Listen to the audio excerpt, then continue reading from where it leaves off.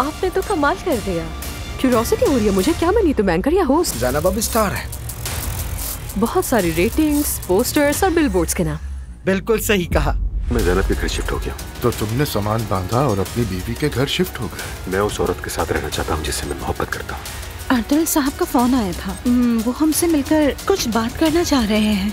आपके शौहर को उस दिन के बारे में पता था? बिल्कुल पता था। जो कुछ मैंने और मेरे खानदान ने आपको बताया वो बिल्कुल सच है। जैसा इब्राहिम ने बताया वैसा कुछ नहीं हुआ। शादी वाले मामले को भी जल्द निपटाना होगा। कौन सी शादी? चूंकि तुम्हारी तलाक हो चुकी है इसलिए दोबारा शादी जरूरी है। अब ये बात कहाँ से आ गई? ये सब संभाल लूंगा पापा। ये तो देखो कि मुझे तुमसे शादी करनी भी है या नहीं। तुम्हारी शादी वहाँ नहीं होगी। मैं इब्राहिम को पसंद करती हूँ। बंद करो अपना। मैं बिल्कुल भी ठीक नहीं हूँ उमर। इब्राहिम मेरी बेटी को लेकर भाग गया। क्या? ढूंढो अपने बेटे को, क्योंकि अगर मैंने उसे ढूंढ लिया तो ये ठीक नहीं होगा। क्या उनकी बेटी भाग गई? हमें उनकी मदद करनी चाहिए, उनका साथ देना चाहिए भाई।